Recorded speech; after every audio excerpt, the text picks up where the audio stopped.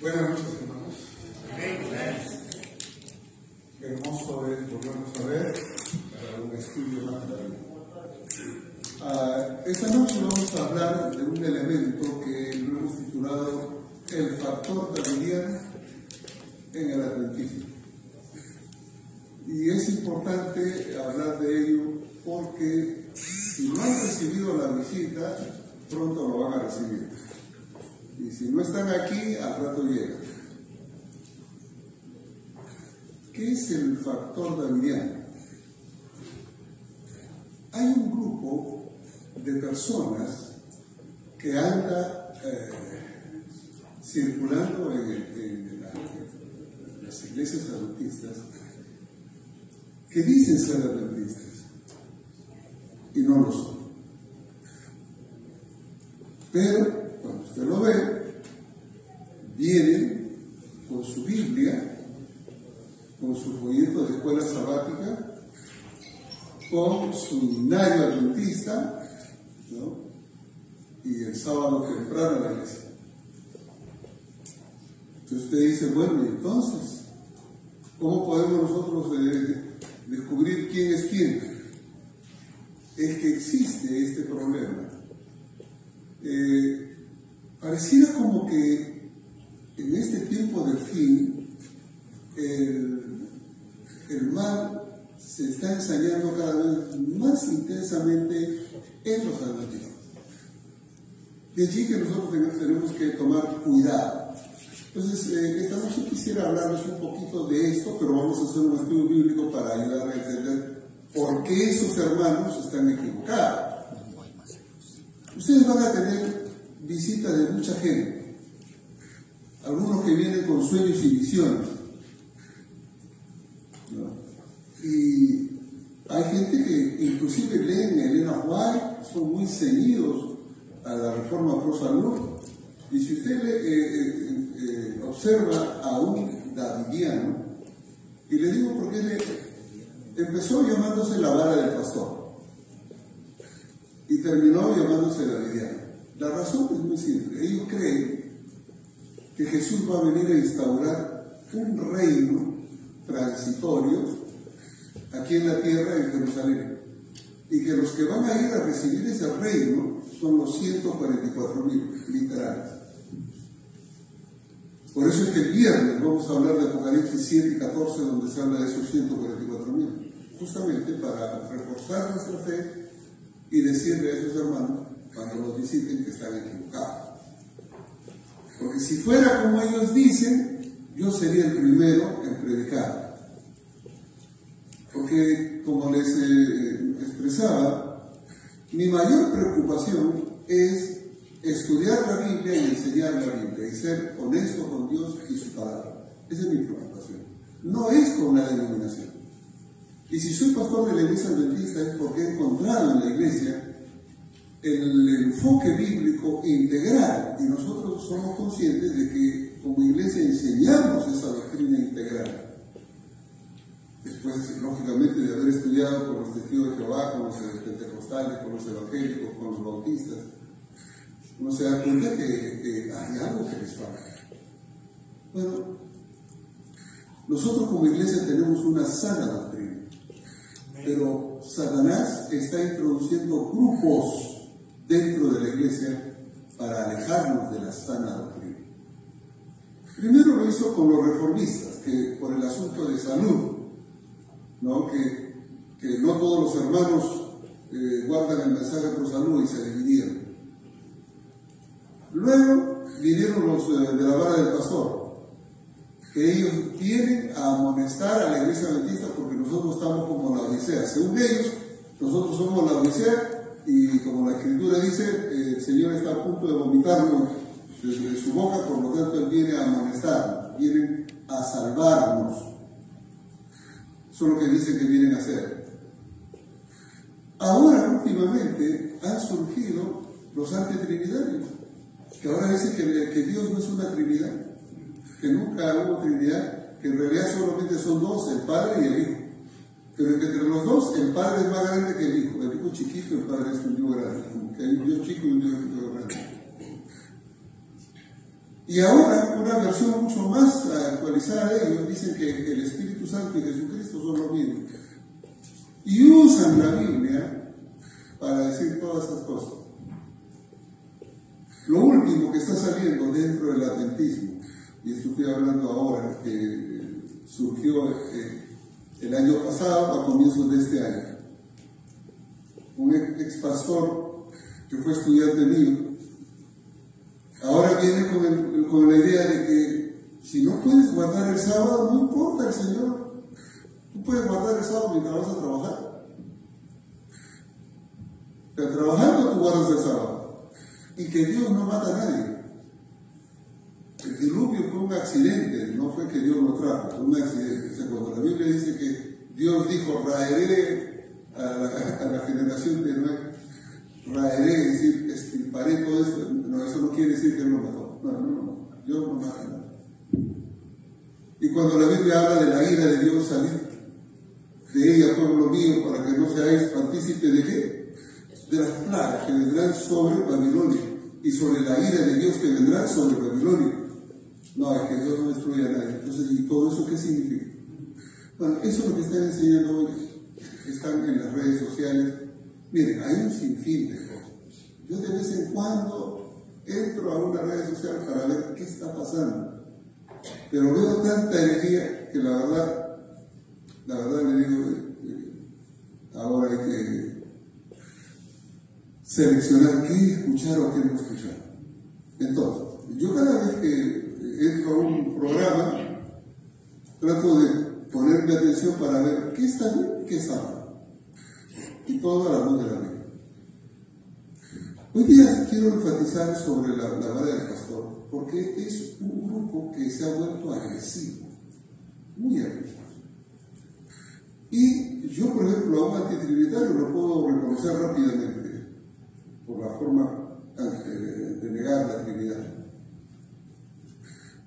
A un reformista también, ¿no? Porque critican a los que son vegetarianos. Yo soy vegetariano 48 años. Desde mi juventud, como decía el joven rico, desde mi juventud soy vegetariano.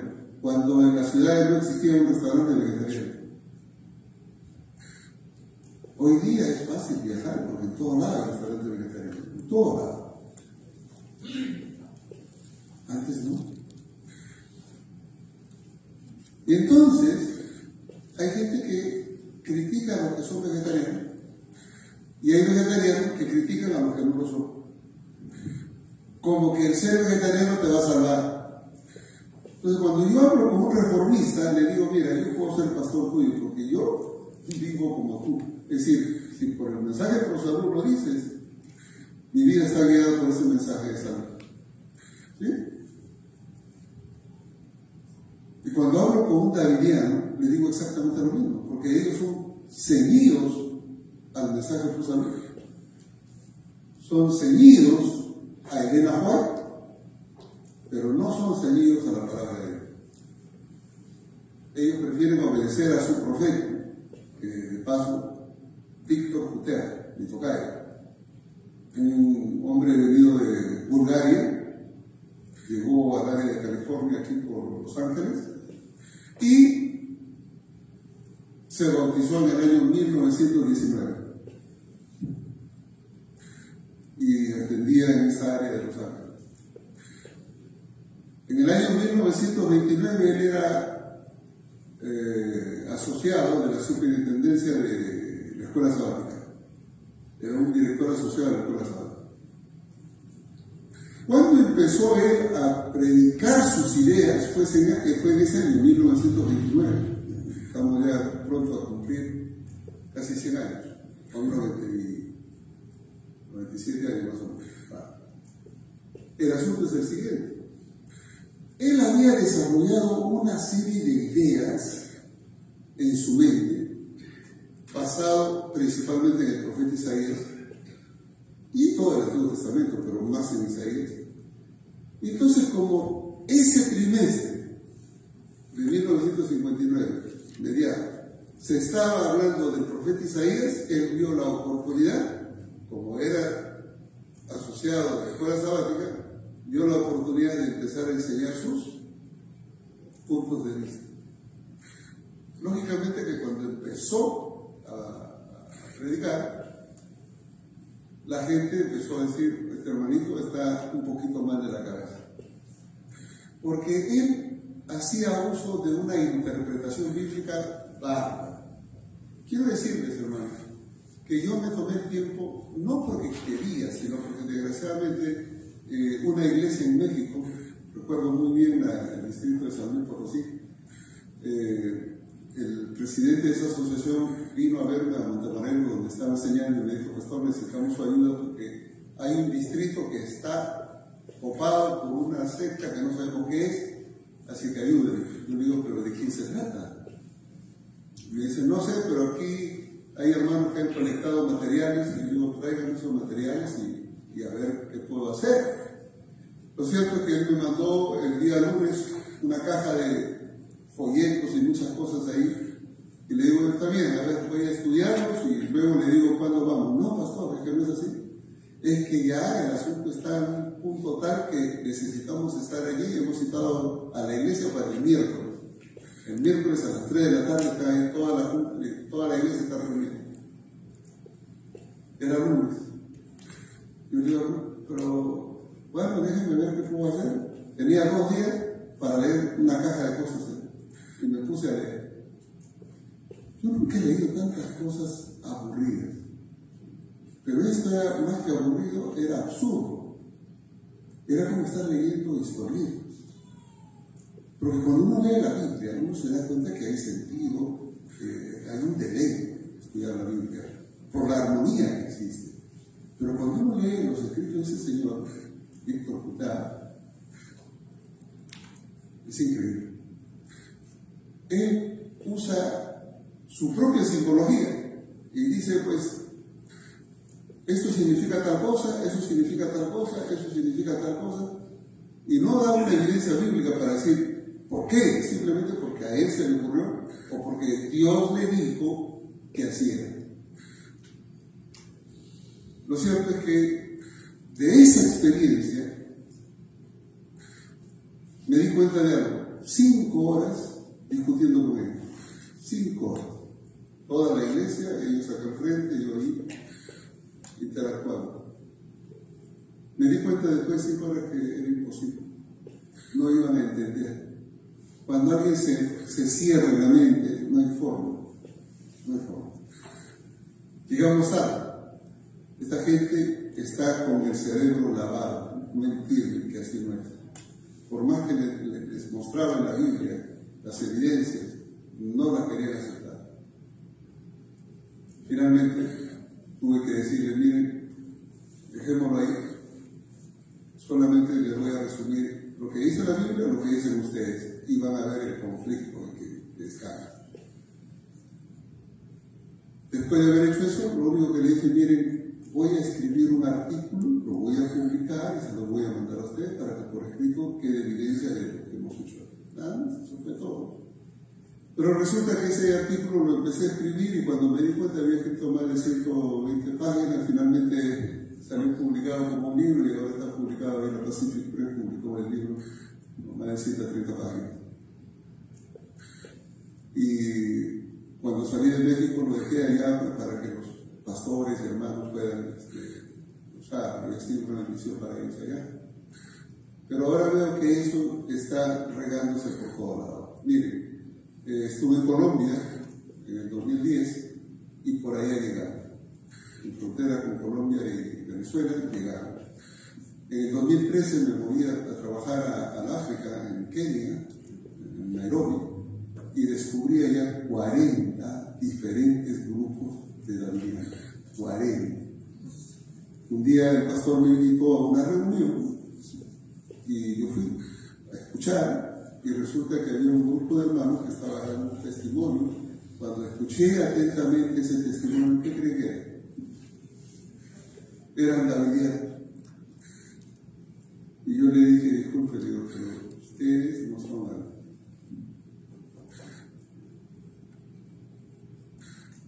Regalos. Y cuando se vieron descubiertos, porque yo le dije, ustedes no son, y le digo más, ¿quieren que le diga su doctrina? Miren, ustedes 1, 2, 3, Ellos quedaron ahí, dijeron, sí, tenemos esta enseñanza, tenemos nuestro profeta, etcétera, etcétera. ¿Y saben dónde tenía su sede oficial? A 1 kilómetro de la universidad que la Asociación General tiene ahí en Nairobi. Ahí tiene su centro. Increíble. En el año 19 al comienzo del 19, fui a enseñar a Líbano en el Medio Oriente. Y cuando llego en la universidad había un ambiente medio difícil y pregunté qué pasaba. Dice, pastor, hay algunas inquietudes y aquí pues estamos pendientes de que usted llegara para preguntar. Digo, ¿de qué se trata? Dice, hay un hermano que está trayendo esta enseñanza. A ver, comienzo a revisar la enseñanza. Le digo, ¿qué es una habilidad? A ojos cerrados, y el pastor me dice, no puede ser, es un buen muchacho. Le digo, mire pastor, eso es la habilidad. Lo único que usted tiene que hacer, y le garantizo, vaya usted a los registros del tesorero y pregúntele, ese muchacho, ¿desde hace cuánto tiempo no da diezmos en la iglesia adventista? Y le garantizo que él este año no ha dado diezmos. Pastor de problema, se fue, habló con el tesorero, vieron los libros, regresó, ¿y qué creen que me dijo? 2 años que no da diezmos. Le digo, eres la vida.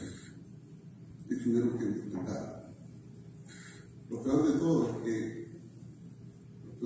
que él estaba noviando con una muchacha que vino de la China, que fue enviada de la China como misionera para instruirse en el área teológica para ser misionera en China. Y él quería ir con ella a China a esparcir la herejía ahí. Yo tuve que hablar con la muchacha y decirle que lo sentía por ella, pero usted puede casar si quiere, pero él no es de la fe adulta. Así que estás advertido. Y fue ocasión para dar 2 seminarios. Ustedes lo pueden encontrar. Yo tengo un canal de YouTube donde están ahí 2 seminarios que hice en una charla y lo grabaron. Lo colgué ahí en YouTube sobre la Shepherd Road. Y está en inglés, así que ustedes pueden escucharlo. La iglesia está siendo atacada seriamente. En el Líbano, en África, en Colombia, aquí, primero. La semana pasada estuve en Costa Rica enseñando. No, la semana pasada estuve en Colombia, pero la semana pasada estaba en Costa Rica y me llamó el jefe editorial de Indonesia. Y me dice, pastor, tenemos un problema y la Asociación General nos ha dado su teléfono para llamarlo y pedirle un favor. Queremos publicar su libro sobre los bolivianos aquí en Indonesia porque tenemos un problema grave con él. Y me contó la historia. Yo le digo, hasta Indonesia están por todos lados. ¿Por qué les digo esto? Porque si usted piensa que ellos no van a venir aquí, están aquí. Y si no están aquí, están un poquito más allá, pero al rato vienen. ¿Cómo identificarlo? ¿Cómo saber qué son ellos? Entonces yo quisiera sintetizar brevemente algunas cosas que tenemos en común. Miren ustedes, un davidiano siempre se va a presentar como adventista del séptimo día. Va a decir, yo soy adventista del séptimo día. Un davidiano guarda el sábado. Un davidiano estudia la corriente escuela sabática. Usa el binario adventista.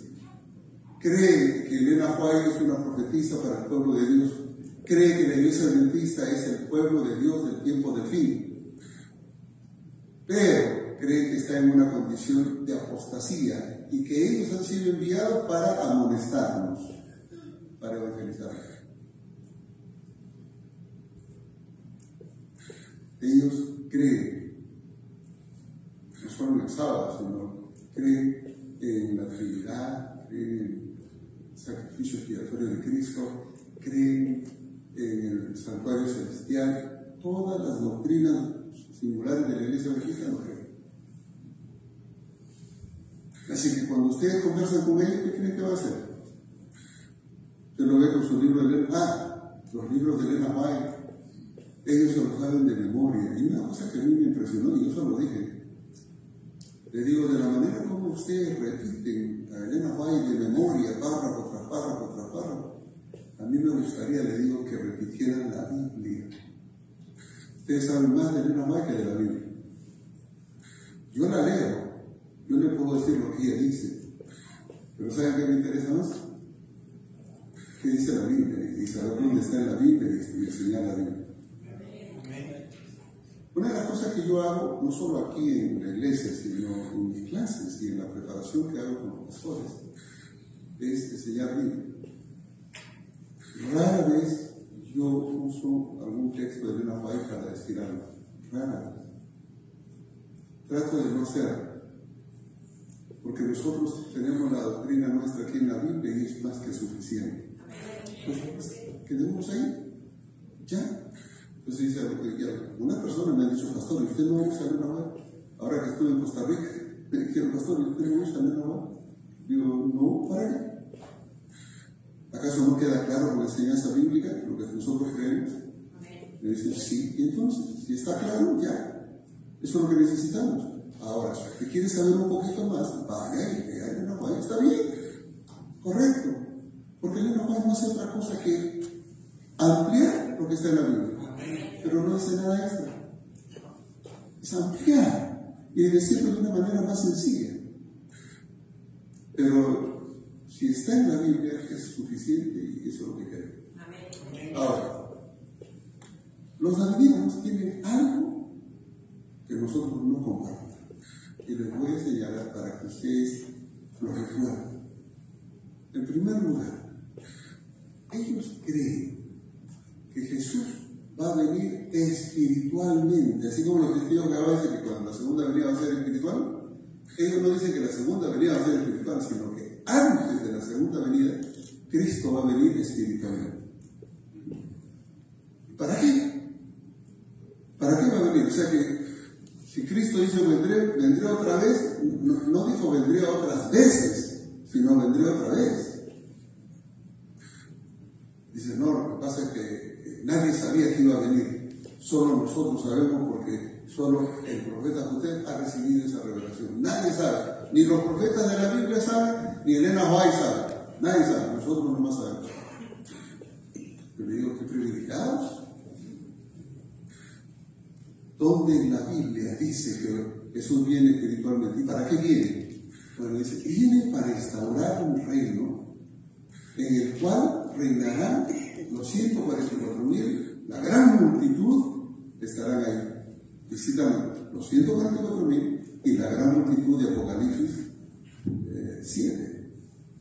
Por eso es que el día viernes vamos a estudiar ese tema, justamente para ayudarnos a entender. Dice, ese reino estarán los 144.000 y Dios levantará un renuevo a David.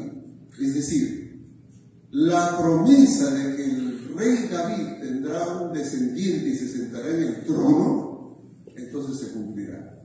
Y ese rey David, no David, sino alguien de la descendencia de David, será sentado en el trono y reinará hasta que Cristo venga por segunda vez. ¿Y cuál será la labor entonces de esos 144.000 al predicar el Evangelio, guiados por ese David? Es anunciar el Evangelio a todo el mundo. Y todos los que se conviertan serán parte de la gran multitud. Una gran multitud. O sea, los 144.000 heredan el reino y la gran multitud, los que escuchan el Evangelio, el fuerte pregón dado por ellos. ¿Y qué pasará con la iglesia adventista? Ellos creen, firmemente creen, que la iglesia adventista está siendo sellada ahora, pero no por el Espíritu Santo, ni el sábado es el sello de Dios, no. El Espíritu Santo ni el sábado no tienen nada que ver con el sello de Dios. Para ellos el sello de Dios, para la iglesia adventista, es el mensaje davidiano. Si usted no acepta su mensaje, usted no es sellado. Si usted acepta su mensaje, usted está siendo sellado. ¿Y qué pasa con aquellos que no han sido sellados, que no recibieron? Mejor dicho, ¿qué me va a pasar a mí según ellos? Porque yo no lo recibo y me interesa. Entonces, cuando Cristo venga a instaurar ese reino en Jerusalén con los 144.000 de una manera espiritual, al mismo tiempo, todos los adventistas que rechazaron el mensaje davidiano serán muertos. Y esa es una gran matanza que está descrita en Ezequiel 9. La matanza de Ezequiel 9 será otra vez una realidad, aquí y ahora. ¿Quién ejecutará la matanza? Los davidianos conservadores dicen que esa matanza será llevada a cabo por los ángeles de Dios. Son los ángeles de Dios los que ejecutarán la matanza. Bueno, si eso es así su creencia, nosotros podemos vivir tranquilos, porque pues, ese no es trabajo personal. De hecho, eso no va a pasar. La Biblia no dice así. Pero ellos lo creen. ¿Y saben qué pasa? Mucha gente en la iglesia adventista humilde se siente atemorizada. Uy, si no acepto el mensaje, entonces me van a matar los ángeles del Señor. Entonces, ¿qué hacen ellos? Creen por miedo. Jalado de los pelos. Pero eso es lo que creen ellos. Pero hay un grupo radical de los davidianos. Quiero decirle que los davidianos no es un movimiento unido, no. Son diferentes grupos que se van subdividiendo. Hay entre ellos pugnas por el liderazgo. Cuando un grupo va creciendo, surge un líder y dice, no, me llevo un grupo para allá, y forma su propio grupo, su otro grupo. ¿Y saben por qué? Todos quieren ser ese rey David que gobernará en Jerusalén con los 144.000. Todos quieren ser.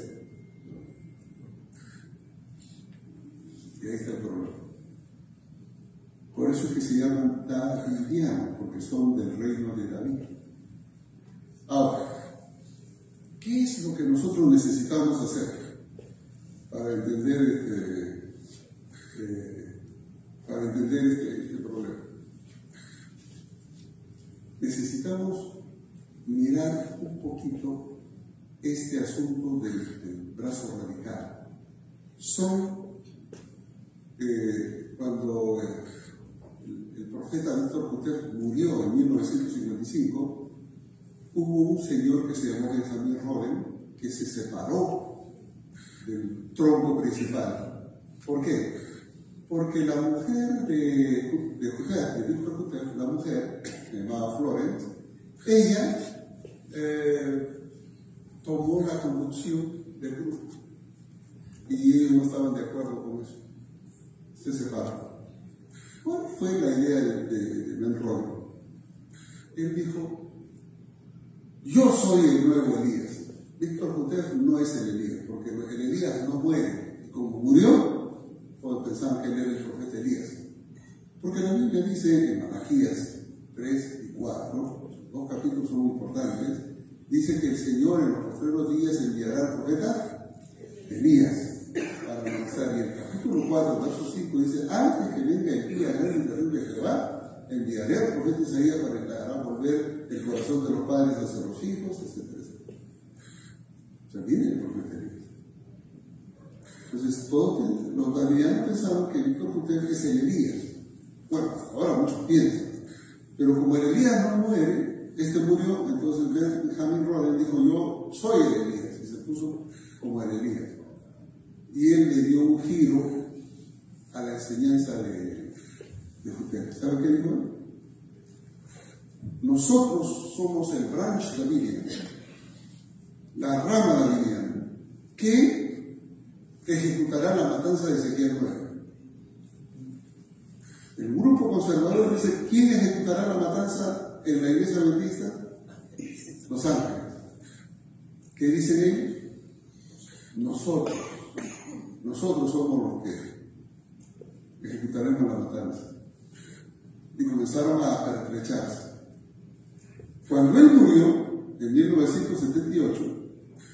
La esposa, Luisa, se hizo cargo del grupo, siguiendo el modelo de Flores Cotero, se hizo cargo del grupo. Y ellos tenían un hijo, George Roden. Pero el hijo, él andaba despistado en otras cosas, no tenía interés. Y la mamá necesitaba ayuda. ¿Y saben a quién escogió por asistente por la ayuda que necesitaba? Aquel que es famoso ahora, David Koresh. ¿Por qué este hombre tomó el nombre de David Koresh? Porque él quería ser el David que reinaría en Jerusalén cuando venga Jesús al reino intermedio. Todos quieren ser David. O sea, no es casualidad que él se cambió el nombre a David Koresh. Y finalmente, ¿qué hizo él?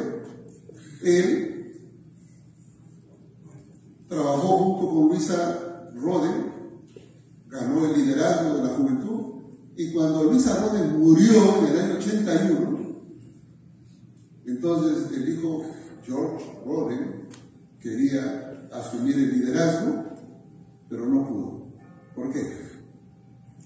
Porque David Koresh había tomado ya el liderazgo de una manera fáctica, que estaba ejerciendo. ¿Y qué creen que hicieron?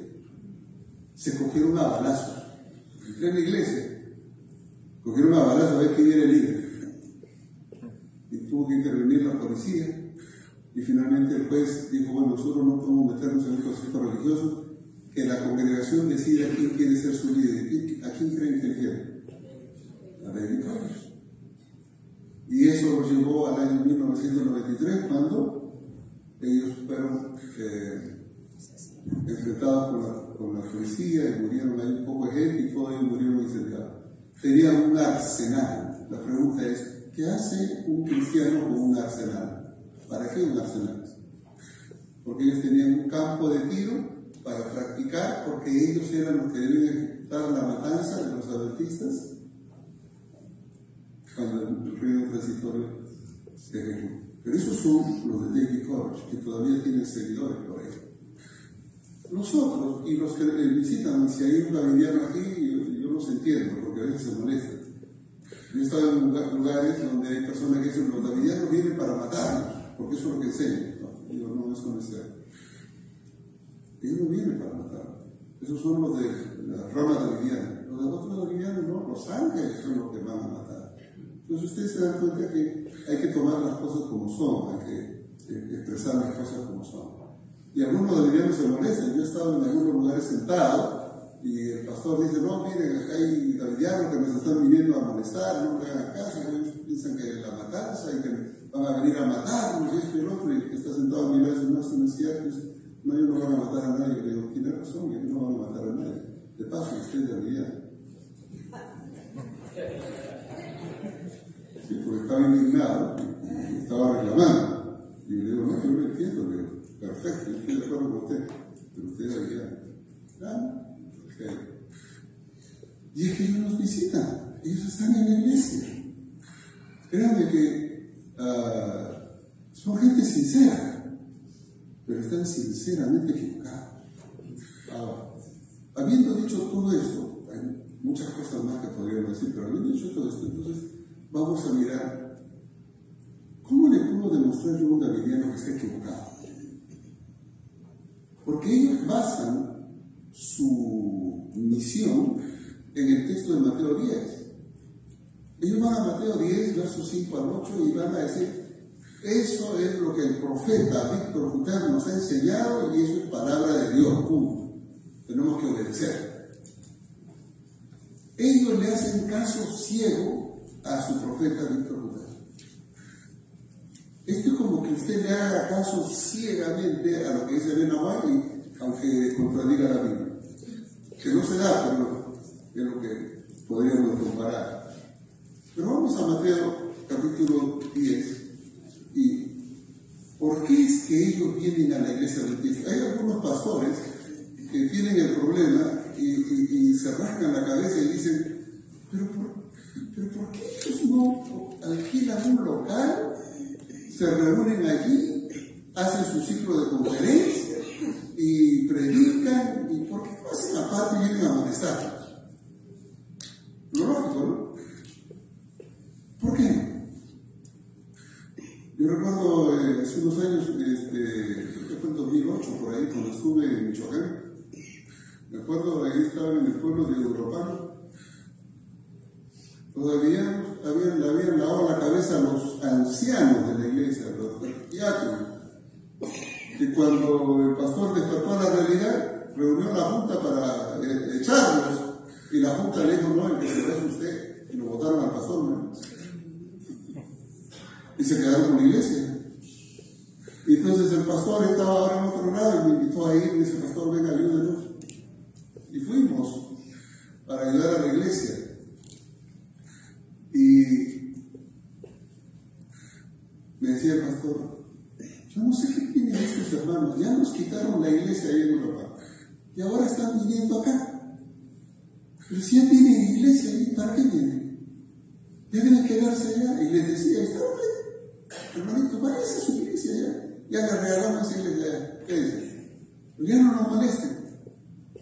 Y yo le digo: pastor, es que usted no ha entendido. A ver, yo le voy a ayudar. Ellos están ahí, me dicen si estoy diciendo verdad o no. Ustedes saben, porque ellos no se van a ir, porque ellos son como el parásito, ¿no? Una garrapata, si no está pegado al ganado, no vive. No hay ganado, se muere la garrapata. Así son ellos.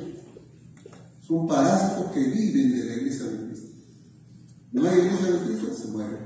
Así que si corren a la iglesia adventista a otro pueblo, pues para allá van, porque ellos viven de la iglesia adventista y se van a ir donde hay un adventista. ¿Por qué? Porque el profeta Jutés, leyendo Mateo 10, les ha hecho creer que esto es lo que se debe hacer aquí ahora. Que la iglesia adventista es Israel moderno, es el pueblo de Dios en el tiempo del fin. Y que ellos están en una condición laodicense y que van a ser desechados de Dios. Por lo tanto, nuestra misión, dicen ellos, es ir a la iglesia adventista y darles el mensaje de salvación para que se arrepientan a tiempo. Entonces, ¿vienen a hacernos un favor? ¿Cuál es el texto que usan? Mateo 10. Vamos a leerlo. En primer lugar, Mateo 10, verso 5. A estos 12 envió Jesús y les dio instrucciones, porque los versos anteriores mencionan a todos los discípulos, a los cuales el Señor les da instrucciones, diciendo, vamos con la primera instrucción. Número 1, por camino de gentiles no vayan. No entren en los caminos de los gentiles. Número 2, en ciudades samaritanos no entréis. Entonces, gentiles y samaritanos, ese no es un negocio. Déjenlos ahí, no se pasa. Entonces, ¿para qué van a ir a molestar a los gentiles y a los samaritanos? Verso 6. Número 3. Entonces, ¿qué es nuestra labor? Sino ir antes a las ovejas perdidas de la casa de Israel. ¿Dónde deben concentrar su misión? En las ovejas perdidas de la casa de Israel. ¿Quién es el Israel moderno? La iglesia adventista. ¿Cuál es la condición de ellos? Ovejas perdidas. ¿A dónde nos manda el Señor? A la casa de Israel. Solamente aquí. Esa es la iglesia adventista. Entonces, ¿por qué usted no va, hermanito, y les molesta ahí a los bautistas, a los pentecostales? Son buena gente. Vaya y moléstalos a ellos. No. El Señor nos ha dicho que a gentiles ni a samaritanos, solo a las ovejas perdidas de la casa de Israel. ¿Y quiénes son la casa de Israel? Los adventistas. Este es nuestro lugar. Le dije que la forma como interpretan la Biblia es de jalarse los pelos. Bueno, ahí la tienen, para que tengan una idea de lo que estamos hablando. Pero ahí no termina el asunto. El tema es este, que hasta el verso 6 el profeta cita, Víctor Jutés cita, y ¿saben lo que le dice a su gente? Le dice: y nadie se atreva a desobedecer la orden del Señor. Nadie se atreva. El Señor ha dicho que tenemos que ir a las ovejas perdidas y debemos ir a las ovejas perdidas, que es la Iglesia Adventista del Séptimo Día en su condición de adolescencia ahora. Tenemos que ir ahí, y tenemos que amonestarlos, y tenemos que darle un mensaje de salvación. Ellos lo necesitan. Y corta ahí. Y todos dicen amén, como borreguitos, para allá van. Pero es que ahí no termina. Entonces yo le voy a decir ahora dos cosas muy importantes. En primer lugar, cuando el Señor dice, yo no he venido sino para ayudar a las ovejas perdidas de la casa de Israel, ¿qué está diciendo? Es decir, no ministren a gentiles, no ministren a samaritanos, no ministren a nadie, solamente al pueblo de Israel en su condición perdida. Es decir, no vayan a ningún lado, solo la iglesia adventista. ¿Es eso lo que está diciendo Jesús? Miren ustedes en Mateo 15, el verso 24. Pongan el dedito ahí en Mateo 10 porque vamos a volver. Mateo 15, verso 24. Encontramos nosotros a una mujer cananea que tenía una hija que estaba endemoniada. Y vino esta mujer cananea, viendo que Jesús estaba cerca, se acercó y le dijo, Señor, ten misericordia de mi hija, por favor, sánala, sánala, y sánala, iba detrás de él. ¿Y qué le dijo Jesús en el verso 24? No soy enviado sino a las ovejas perdidas de la casa de Israel. ¿Ya? ¿Qué estaba diciendo Jesús? Lo siento, I'm so sorry, que no es. Lo siento. Soy enviado únicamente a la casa de Israel. ¿Y la mujer qué hizo? Señor, pero ten misericordia, mire, socórreme. El verso 25 es tremendo, porque está en una exclamación. Socórreme, auxíliame. Y Jesús le dice, mira, no está bien tomar el pan de los hijos y echárselo arriba, no está bien. Yo no lo voy a hacer. El pan que es para Israel no lo voy a hacer. ¿Y la mujer qué le dijo? Verso 27, 28. Señor, yo no te pido que me des el pan, no le quites el pan a tus hijos. Solamente quiero que me des las migajas que caen de la mano. Si esas migajas caen, yo con eso estoy por satisfecho. Las migajas. ¿Y qué le dijo Jesús? Mujer, grande es tu fe, hágase contigo como quieres, y su hija fue sanada desde aquella hora. La pregunta es, ¿no soy enviado sino solo a las ovejas perdidas de la casa de Israel? ¿Significa que Jesús no podía ayudar a los gentiles? ¿A esta mujer la ayudó o no la ayudó? Sí la ayudó. Entonces cuando dice, soy enviado sino a las ovejas perdidas de la casa de Israel, ¿es que no voy a administrar a los demás? No, el Señor se preocupó por los demás, pero el énfasis estaba en Israel, pero le ayudó a la mujer, y la mujer fue ministrada, fue ayudada. Ahora, ¿qué encontramos nosotros en el Evangelio de Mateo? Mateo, de paso, él escribió a la audiencia judía. Entonces Mateo estaba focalizado en los judíos, pero en Mateo encontramos nosotros gentiles que fueron beneficiados por el ministerio de Jesús, ¿o no? Bueno, vamos a mirar un brochazo rápido para ver si eso es cierto. Empecemos en el capítulo 1. Miren ustedes en el capítulo 1 donde está la genealogía. La pregunta es, ¿están los gentiles comprendidos en el plan de salvación de Dios? Y miren lo que dice ahí en el verso 4, 3. Judá engendró de Tamar a Fares y Sara. ¿Y quién era Tamar? La nuera de Judá. Y luego, Tamar, ¿cómo es que engendró de Judá y de sus suegros?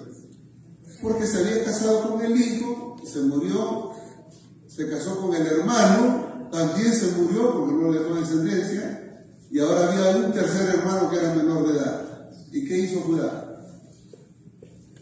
Le dijo, no, ya se murieron mis 2 hijos mayores por casarse contigo y si te doy el último chiquito, también se va a morir. Mejor no, y no se lo dio. Y ella en venganza, ¿qué hizo? Se disfrazó de ramera.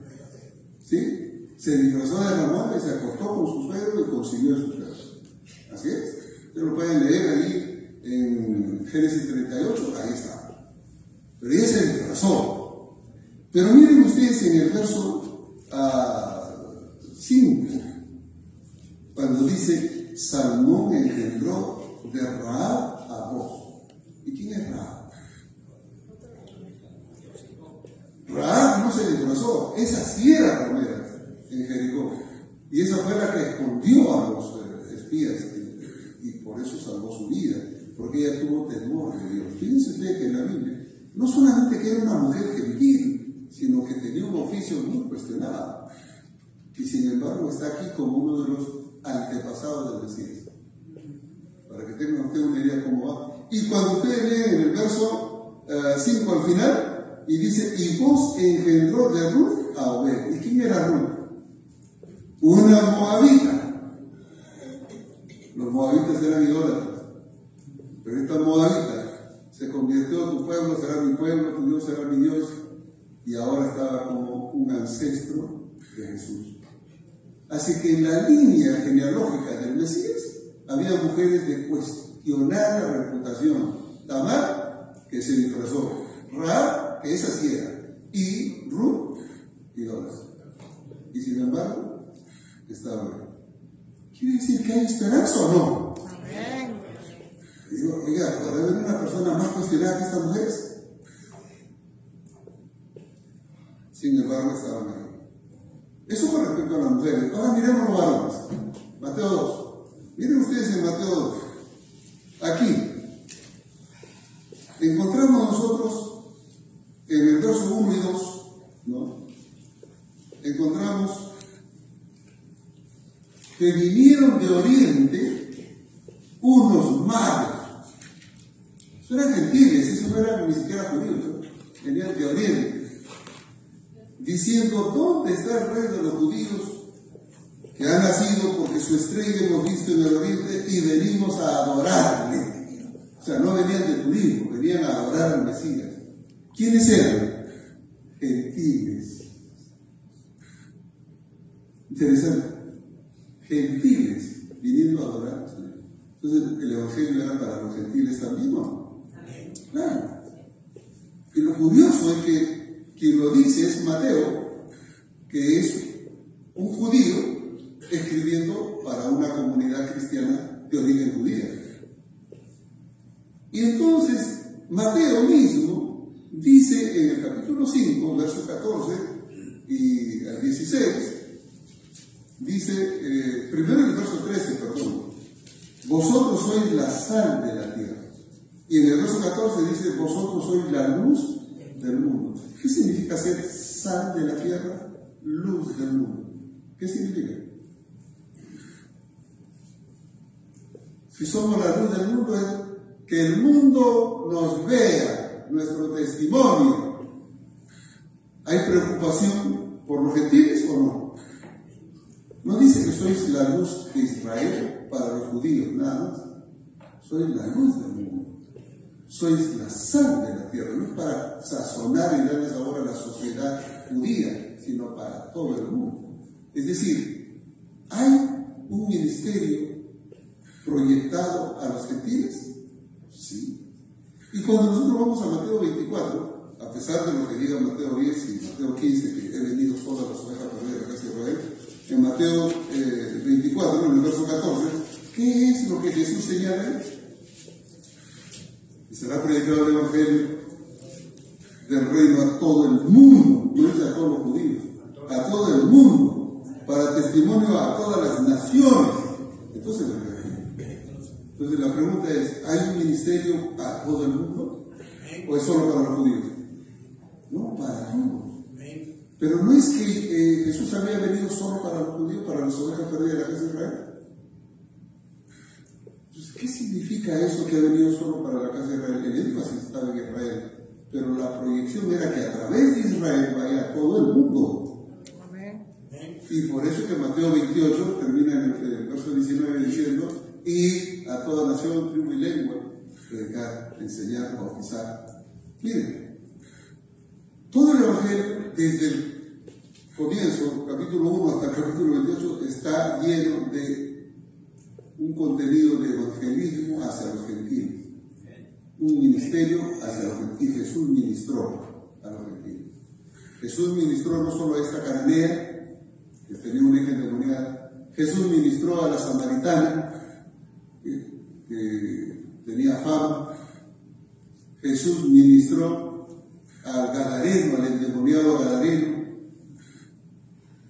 y no lo dejó subir al barco, que venga con él. Dijo: quédate ahí en Gadara, en Decápolis, y dile a los tuyos lo que el Señor ha hecho. ¿No? Él ministró gente que no era de Israel. Entonces, como entendemos, ahora sí volvamos a Mateo 10, verso 6. ¿Qué quiere decir entonces? Sino que ir antes a las ovejas perdidas de la casa de Israel. ¿Qué es lo que Jesús está diciendo? Esta misión del capítulo 10 fue una misión interna, donde el Señor manda a sus discípulos solo a recorrer los pueblos de Israel, solo ahí. Eso no quiere decir que Él no tenía interés en los demás, porque la evidencia bíblica muestra que sí, Él tiene interés en todo el universo. Pero esta misión era solo para Israel. ¿Por qué? Porque tenía una connotación especial. Había un mensaje único. Fíjense en el verso 7. ¿Cuál era el mensaje que debían predicar? Diciendo: el reino de los cielos se ha acercado. ¿Quién esperaba el reino de los cielos? ¿Los gentiles? No. ¿Los gentiles sabían que había un reino de los cielos que venía? Ni siquiera eso. Los que esperaban el reino de los cielos eran los judíos. ¿Quién traería ese reino de los cielos? El Mesías. El Mesías traía ese reino. Y entonces, la pregunta que nos hacemos es: ¿por qué Él mandó que vayan exclusivamente a los pueblos de Israel con un mensaje específico? El reino de los cielos se acercaba. Porque solo los judíos conocían acerca del reino venidero, del Mesías venidero que traía el reino. Y no solo eso, cuando el Mesías venga, algo iba a suceder. Voy a leer un ratito Isaías 35 y regreso acá para que ustedes me entiendan un poquito qué es lo que el profeta Isaías dice cuando el reino de Dios vendrá, pero por el Mesías. Bueno, Isaías capítulo 35. Allí Isaías habla de la venida de Dios. Está hablando de Dios. Verso 4 dice: decid a los de corazón apocado, esforzaos, no temáis. He aquí vuestro Dios viene. Ojo, vuestro Dios viene con retribución, con pago. Dios mismo vendrá y os salvará. ¿Quién viene? Dios. Fíjense ustedes, está hablando de que Dios viene con retribución, Él nos salvará. Ahora leamos el verso 5. ¿Cómo empieza el verso 5? Hay una palabrita. Entonces. ¿Qué significa eso? Entonces. Dios viene, y cuando Él venga, entonces, ¿qué va a pasar? Entonces, los ojos de los ciegos serán abiertos, los oídos de los sordos se abrirán. Entonces el cojo saltará como ciervo y cantará la lengua del mudo. Entonces, cuando el Mesías venga, porque está hablando de la venida del Mesías, cuando Dios viene. ¿Y quién es Jesús? Juan 1:14 dice, y el verbo se hizo carne y habitó entre nosotros. Vino. Bueno, si el verbo vino, si Dios se hizo carne y vino, ¿qué es lo que debía acontecer entonces? El reino de Dios se acercaba. ¿Qué debía acontecer? Que el ciego ve, el cojo camina, el mudo habla, los milagros. ¿Quién sabía eso? ¿Los gentiles? ¿Sabían de la profecía de Isaías? No. ¿Los samaritanos? No. ¿Quiénes sabían? Los judíos. Cuando volvamos ahora a Mateo 10, porque ahora sí me van a entender un poquito mejor. Cuando el texto dice, no vayáis por camino de gentiles, no vayan por los caminos de samaritanos, vayan a las ovejas perdidas de la casa de Israel, es porque solo Israel entendía el mensaje. ¿Y cuál era el mensaje? El reino de los cielos se ha acercado. ¿Y qué dice el verso 7? El reino de los cielos se ha acercado. Perdón, verso 8. Sanar enfermos, limpiar leprosos, resucitar muertos, echar fuera demonios. De gracia recibiste, dar de gracia. ¿Qué es lo que iba a pasar cuando el Mesías viniese trayendo el reino de Dios y Dios viene aquí? ¿Qué es lo que iba a pasar? Milagros. Milagros. Prodigios. ¿Quién sabía eso? ¿Los gentiles? No. ¿Los samaritanos? Solo los judíos. Ellos conocían la profecía. Y Jesús les dice a ellos, vayan a Israel, den este mensaje, el reino de los cielos se ha acercado, es decir, Dios ha venido, y hagan milagros. ¿Por qué? Porque la profecía decía que cuando el reino de Dios viniese, esos milagros iban a ser evidentes. ¿Ok? Ahora, avancemos un poquito al capítulo 11 y regresamos al capítulo 10 solo para que ustedes comprueben lo que estoy diciendo. El capítulo 11, versos 1 al 3, ahí se habla de Juan el Bautista. Juan el Bautista estaba en la cárcel. Él había bautizado a Jesús, sabía que Jesús era el Mesías. Y ahora en la cárcel, él estaba esperando, ¿qué cosa? Que venga su primo y lo libere. Porque él es el Mesías. Y pasaron los días y Jesús no venía a liberarlo. ¿Qué hizo Juan? Como él estaba en la cárcel, mandó a sus discípulos. Verso 3. ¿Cuál fue la pregunta de Juan a través de sus discípulos a Jesús? ¿Eres tú aquel que había de venir? ¿O esperaremos a otro? ¿Eres tú o es otro? ¡Wow! Y la respuesta de Jesús en el verso 4, ¿cuál fue? Vayan y díganle a Juan todo lo que ustedes ven y oyen. Díganle a él lo que ustedes ven y oyen. Miren, Jesús podría haber dicho, díganle a Juan que yo soy, punto, ya, sí, yo soy, ya. Pero él no hizo eso. Él le dijo, vayan y díganle lo que ustedes ven y oyen. Y el verso 5, ¿qué es lo que oyen? Los ciegos ven, los cojos andan, los leprosos son limpiados, los sordos oyen, los muertos son resucitados, y a los pobres es anunciado el Evangelio. Bienaventurado aquel que no haya tropiezo en mí. Y cuando Juan escuchó eso, los ciegos ven, los sordos oyen, los cojos andan. No, ¿qué es? Ya, está bien. ¿Qué es? ¿Quedó claro? ¿Cómo se identificaba el Mesías? Por las obras de sanidad, milagros y prodigios que hizo y que estaban profetizados en el Antiguo Testamento. Era claro eso. Ahora, cuando venimos a Mateo 10 y Jesús le dice del verso 5 al verso 8, otra vez, no vayan por camino de gentiles, no vayan por camino de samaritanos, vayan solo a las ovejas perdidas de la casa de Israel, díganle que el reino de Dios se ha acercado y entonces sanen. dice, dad gracias. ¿Qué les estaba diciendo? Ustedes tienen un mensaje especial para los judíos y tienen una evidencia para que los judíos crean que ustedes han sido enviados, que realmente el reino ha llegado. Porque cuando ellos vean los milagros, cuando ellos vean los prodigios, van a decir ciertamente el reino ha venido. Porque eso es lo que decía la profecía. Eso es lo que estaba ahí. Pero ahí no termina eso. Jesús le dice algo más.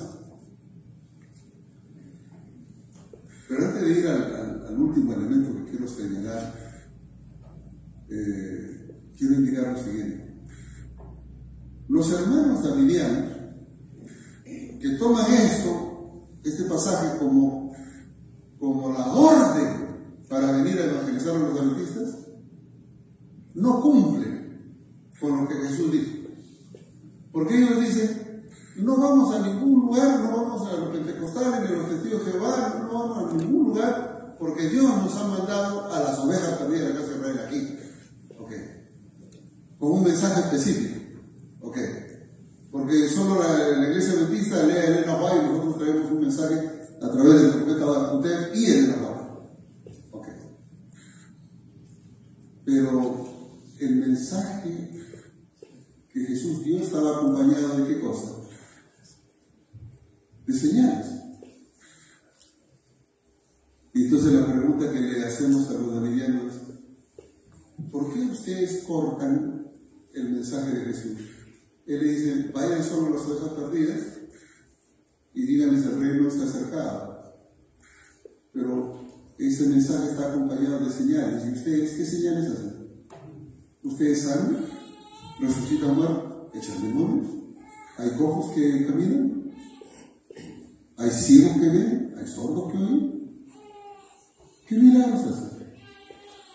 Ninguno. Y entonces, ¿por qué tomar de la orden, toman la primera parte y dejan el resto? Es que eso, la otra parte no se aplica, si es parte de lo mismo. Hay una inconsistencia, pero hay un problema. Miren ustedes en el verso 14. El verso 14, Jesús le dice a sus discípulos que cuando vayan a la casa perdida de las ovejas de Israel, si alguno no os recibiere, ni oyere vuestras palabras, si no le dan la bienvenida y no quieren escuchar lo que ustedes están predicando, salid de aquella casa o ciudad. Es más, váyanse de la iglesia. Si están en la iglesia, hermanito David, por favor, nosotros ya sabemos lo que ustedes dicen y no nos interesa. Vaya. ¿Qué dice el Señor? Si alguno no los oye, salid de aquella casa o ciudad y sacudid el polvo de vuestros pies. Y el verso 15 dice que Dios es el que va a traer el castigo para esa ciudad, para esa casa. Que el castigo será peor que el de Sodoma y Gomorra. ¿Cuál es el trabajo? Vayan, anuncien, prediquen, y si no lo reciben, ¿qué tienen que hacer? Váyanse, salgan. Eso es lo que dice Jesús. ¿Qué es lo que dice Víctor Coutet al respecto? Les dice, y esto es literal en su literatura, está ahí, dice, si los adventistas los echan fuera, ustedes regresen. Y tantas veces los echen, ustedes regresen. Porque nosotros tenemos una misión que cumplir ahí. Regresen. La pregunta que yo les hago a los davidianos siempre es, ¿ustedes escuchan a quién? ¿Ustedes obedecen a Jesús, quien dice váyanse, que no lo reciben? ¿O escuchan al profeta Coutet, que le dice regresen? Finalmente aquí escuchan. ¿Se dan cuenta de lo que están haciendo? Yo escucho a Jesús. Cuando alguien no me quiere escuchar, cuando alguien no tiene interés en estudiar la Biblia, simplemente no tiene interés, digo, gracias, muy amable, ha sido un gusto conocerte, que el Señor me bendiga, hasta luego. ¿Ya? Pero donde no nos quieren oír, ¿qué hacemos ahí? Y le digo a los davidianos, hermanitos, sean bíblicos. Ustedes quieren vivir en armonía con la Biblia, háganle caso a Jesús. Él, quien le da la orden, vayan a las ovejas perdidas de la casa de Israel, también les dice el mensaje que deben predicar y les da el poder para hacer milagros.